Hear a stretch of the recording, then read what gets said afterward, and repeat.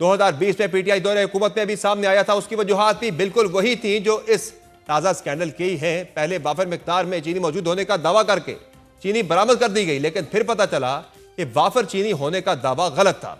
तब चीनी स्कैंडल की तहकीकात पर मबनी एफआईए की रिपोर्ट में इंकशाफ हुआ था कि शुगर मिल्स मालिकान ने चीनी बनाने के साथ साथ गन्ने से बनने वाली दीगर प्रोडक्ट से भी अरबों रुपए कमाए। इस रिपोर्ट के मुताबिक पाकिस्तान में चीनी की किल्लत और कीमतों में इजाफे में बाअसर और नामवर सियासी शख्सियात के मुलव्वस होने का भी इंकशाफ हुआ था। सवाल है कि 2020 के चीनी स्कैंडल की इंक्वायरी रिपोर्ट्स को बुनियाद बनाकर ऐसे इक़दामात और फैसले क्यों नहीं किए गए कि एक और स्कैंडल से बचा जा सकता था। इस मुतालिक मजीद बात करेंगे। हमें ज्वाइन किया है माहिर अजनास शमसुल इस्लाम खान ने। बहुत शुक्रिया शमसुल इस्लाम साहब, आपने ज्वाइन किया प्रोग्राम में। सर ये बताइएगा कि क्या वजह है कि हम चीनी के 5वें बड़े प्रोड्यूसर हैं, लेकिन फिर भी पाकिस्तान में हर दूसरे तीसरे साल चीनी का बहरान जो है वो सर उठाता है।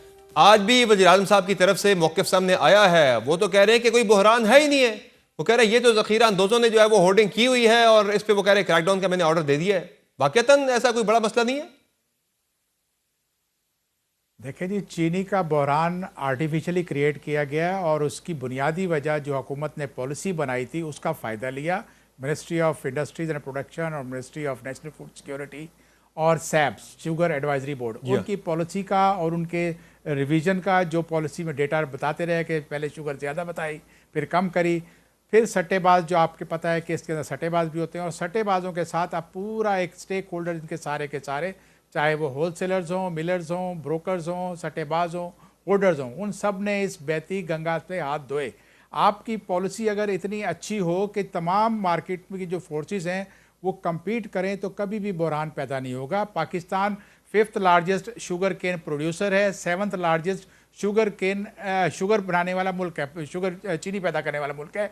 इसके बावजूद पाकिस्तान वाहिद वो मुल्क है जहां हर साल आप देखते हैं कि क्राइसिस आता है और पाकिस्तान के लिए जो चीनी की पैदावार होती है वो पाकिस्तान की मार्केट बहुत छोटी मार्केट है। अगर हुकूमत इसको सही तरीके से एफिशिएंट बना दे तो ना सिर्फ आपका जो टैक्स कलेक्शन है एफबीआर का वो बढ़ सकता है, बल्कि जो सट्टा जो आपका बिलियंस ऑफ रुपीस का सट्टा बल्कि इससे ज़्यादा अमाउंट का होता है जिस पे हुकूमत को 1 रुपया टैक्स नहीं मिलता, उसको भी हम stock exchange commodity stock exchange के अंदर ला के वो ट्रेडिंग हम वहाँ शुरू करा सकते हैं जिससे एक डॉक्यूमेंटेड हो जाएगा सारा काम और हुकूमत का रेवेन्यू बढ़ेगा। अफसोस ये है कि ना तो एफबीआर के पास एफिशिएंट लोग हैं जो बिज़नेस को समझते हो और ना ही उनको उनके स्टाफ को जो डिप्लॉय करते हैं और उनको इस्तेमाल करना है वो भी उनको नहीं आता, टेक्नोलॉजी का इस्तेमाल भी उन्हें नहीं आता। यही वजह है कि आप देखें कि शुगर की आपको ना सिर्फ क्राइसिस क्रिएट होते हैं बल्कि अगर आप रेवेन्यू का और रेशो देखें और साथ में प्रोडक्शन की तो उसमें बहुत बड़ा फ़र्क नज़र आता है।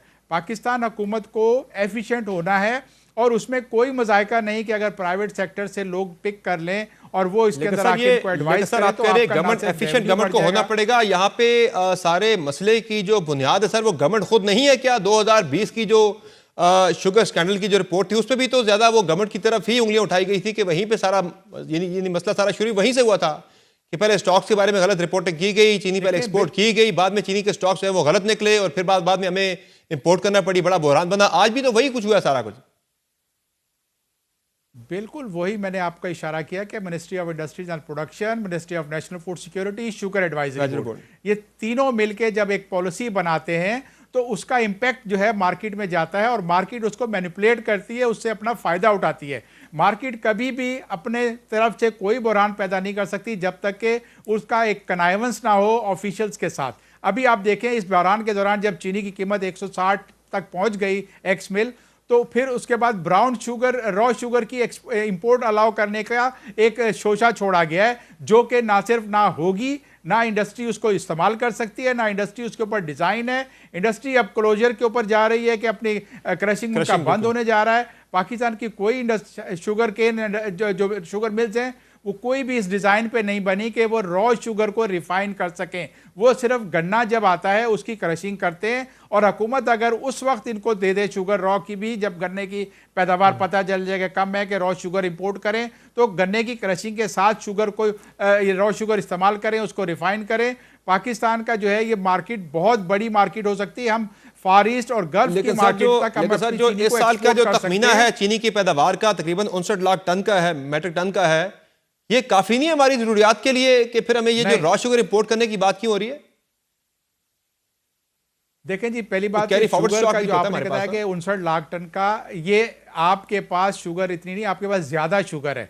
मैं आपको फिगर आपको बता देता हूं कि 83.5 मिलियन टन गन्ने की पैदावार बताई गई थी। उससे अगर आप गन्ने, हमेशा पैदावार जो बताई जाती है उससे ज्यादा होता है, आपके पास कोई ऐसा पैमाना नहीं है। दूसरी बात यह कि आपका जो गन्ना है, आप जब उसकी क्रशिंग करोगे तो आपके पास चीनी ज्यादा निकलेगी। और इस वक्त आपके पास इस साल, अगर हुकूमत ने खुद कहा, मिनिस्ट्री ने खुद कहा कि 6.8 मिलियन टन की गन्ने की शुगर पैदावार होगी, जबकि आप अगर प्रोडक्शन का डेटा लो तो उसके हिसाब से 7 मिलियन टन लास्ट ईयर का कैरी फॉरवर्ड भी लगा ले। इस वक्त तो पाकिस्तान के पास चीनी की कोई किल्लत नहीं है। पंजाब की जो शुगर एसोसिएशन है उसने भी आज प्रेस रिलीज जारी किया है, वो भी कहती है कि जी हमारे पास किल्लत नहीं है। मसला यह है कि अगर आपका जो होलसेलर्स और जो रिटेलर्स जो हैं, जो इसके बेनिफिशियरी होते हैं, साथ में शुगर मिल्स भी होती हैं, क्योंकि जब प्राइस बढ़ती है तो शुगर मिल्स को फायदा उसका पहुंचता है। तो इसमें होलसेल वाले जो हैं वो, अगर आप देखिए, उनका कोई सरगना हर रोज हर चैनल के ऊपर बैठा हुआ ये कह रहा होता है कि 200 की हो जाएगी। जब मार्केट में 140 रुपए की थी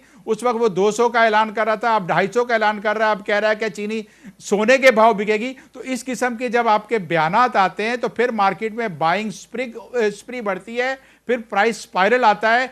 आम आदमी, कंज्यूमर जो है वो होर्डिंग की कोशिश करता है। जो जखीरा अंदोज होते हैं, जिनका कारोबार ही नाजायज मुनाफाखोरी है, वो अपना पैसा इसमें लगाते हैं। ऐसे बयान देख के मीडिया पे।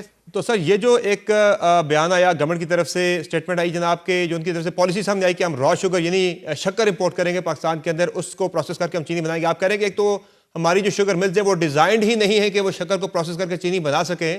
दूसरा, आप कह रहे हैं कि हमारे पास स्टॉक्स भी अबंडेंट मौजूद हैं। तो फिर ये इस तरह के बयान की जरूरत क्यों महसूस हुई? हुकूमत को कौन एडवाइस कर रहा है, कौन गवर्नमेंट को ये सारे फिगर्स देता है, या फिर ये जानबूझ के हो रहा है सारा कुछ?